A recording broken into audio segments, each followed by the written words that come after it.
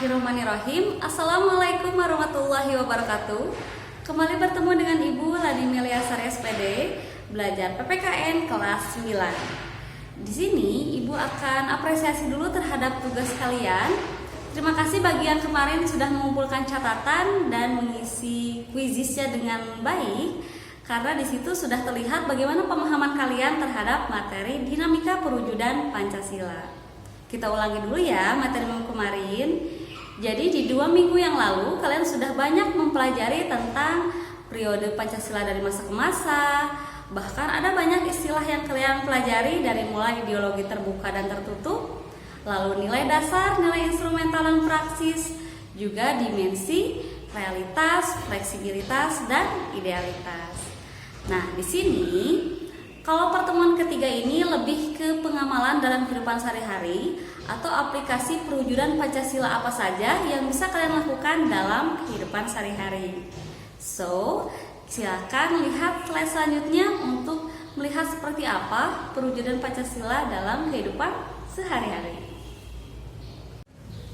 Nah, sekarang supaya lebih memudahkan kalian dalam mengerjakan tugas, silakan sambil dibuka halaman 28.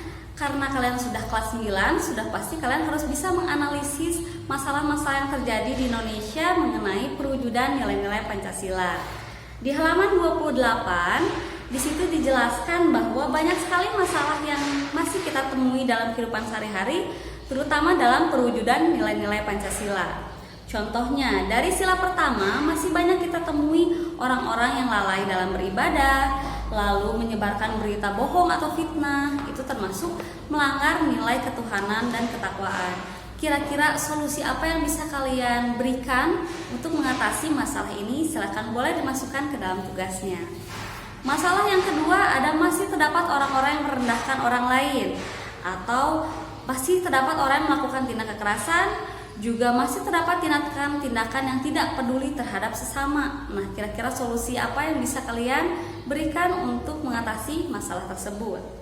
Yang ketiga, masih banyak tawuran antar pelajar, juga tawuran antar warga, konflik intern itu di dalam ya, dan antar pengurus partai, juga masih banyak korupsi, manipulasi, dan lainnya. Silakan masukkan solusinya ke dalam tugas yang akan kalian kerjakan. Oke, masalah yang keempat atau sesuai dengan nilai sila yang keempat, yaitu masih terdapat anggota masyarakat yang memaksakan kehendaknya terhadap orang lain.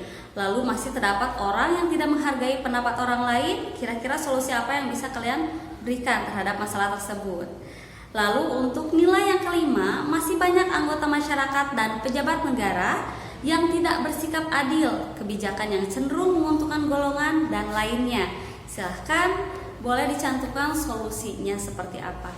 Jadi karena kelas 9 itu lebih ke solusinya mengenai perwujudan nilai Pancasila dan kehidupan sehari-hari, silakan boleh dimasukkan ke dalam tugas-tugasnya. Oke, Ibu akan jelaskan kembali tugasnya apa yang akan dikerjakan oleh kelas 9. Jadi hari ini ada 2 tugas yang akan kalian kerjakan. Seperti biasa, yang pertama kalian akan melihat video pembelajaran, lalu membuat catatannya dan mengumpulkannya di Google Classroom.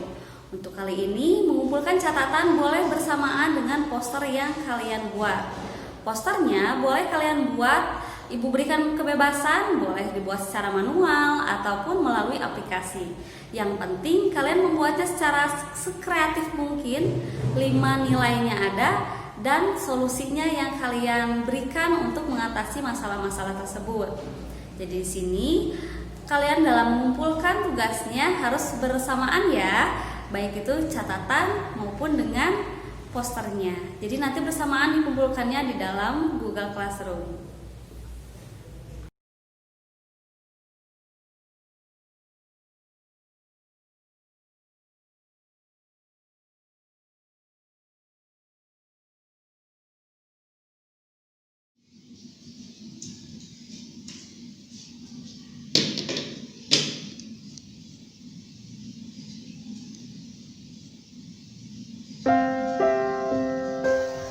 Assalamualaikum warahmatullahi wabarakatuh. Om Swastiastu, Namo Buddhaya. Salam kebajikan untuk kita semuanya. Dewan juri yang saya hormati, para pejabat petinggi bangsa, serta teman-teman parlemen mengabdi dimanapun berada. Detik-detik ini, berbagai konflik yang terjadi di bangsa kita disebabkan karena efek dari pandemi COVID-19. Saat ini, 215 negara sedang berjuang untuk melewati masa pandemik ini, termasuk Indonesia.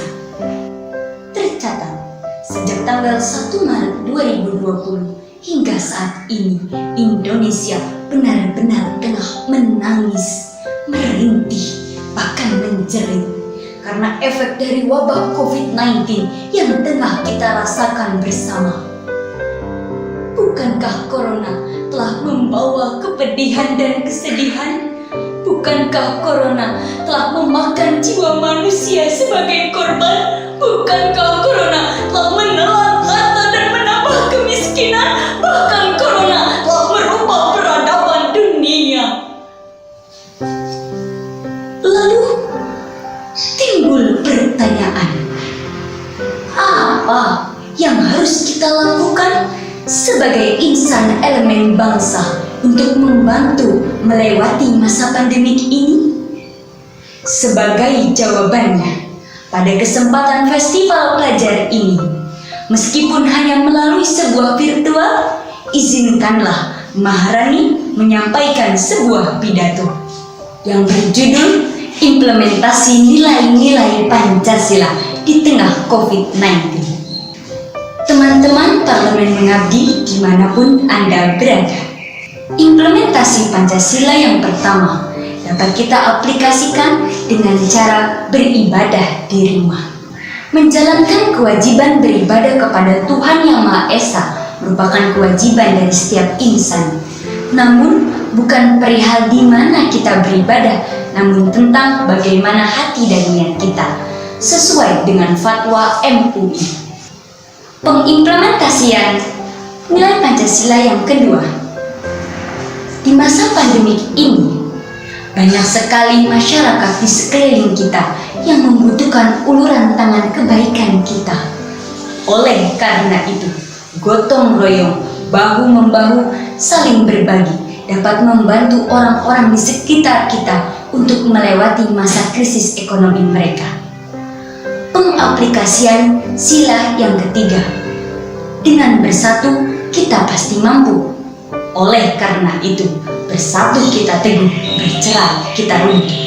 Samakan langkah kita, satukan persepsi kita untuk mematuhi segala protokol kesehatan yang ditetapkan oleh pemerintah.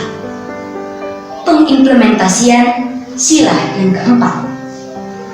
Setiap kebijakan yang telah ditetapkan oleh pemerintah telah dipikirkan secara matang. Oleh karena itu, sebagai masyarakat yang baik, mari kita bersama-sama mematuhi segalanya. Pengimplementasian nilai Pancasila yang kelima. Setiap manusia memiliki hak dan kewajiban. Untuk itu, bagaimana kita bisa menempatkan antara hak dan kewajiban itu?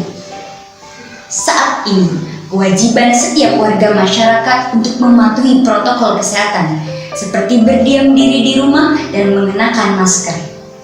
Oleh karena itu, dapatlah kita simpulkan, untuk melewati masa pandemi COVID-19 ini, dibutuhkan kebersamaan dan persatuan kerjasama dari kita.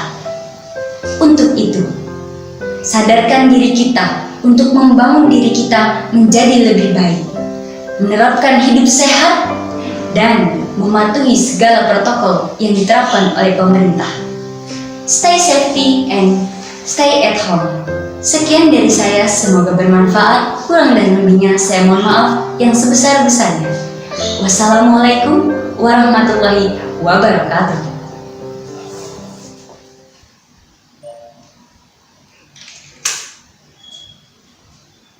Bagus nih. Semoga bisa bikin masyarakat sadar untuk berubah. Oke, berarti hari ini kita sudah belajar mengenai perwujudan nilai-nilai Pancasila dalam kehidupan sehari-hari. Ini lebih mudah ya dibandingkan dengan materi yang minggu kemarin. Apabila ada yang kurang dimengerti mengenai tugasnya, jangan ragu untuk bertanya dalam interaktif via Google Classroom. Jadi diingat mengumpulkan tugasnya bersamaan, baik itu catatan dan posternya di Google Classroom. Jadi intinya silahkan untuk melaksanakan perwujudan Pancasila dalam kehidupan sehari-hari supaya Pancasila ini makin kokoh, supaya tidak ada lagi yang ingin mengubah ideologi negara, karena kita sebagai warga negara Indonesia sudah membiasakannya dalam kehidupan sehari-hari, baik itu mengetahui sejarah maupun membiasakannya nilai-nilai Pancasila dalam kehidupan sehari-hari. Itulah pembelajaran kita kali ini. Akhirul kalam, apabila ada yang salah-salah kata mohon dimaafkan. Wabillahi taufiq wa hidayah. Wassalamualaikum warahmatullahi wabarakatuh.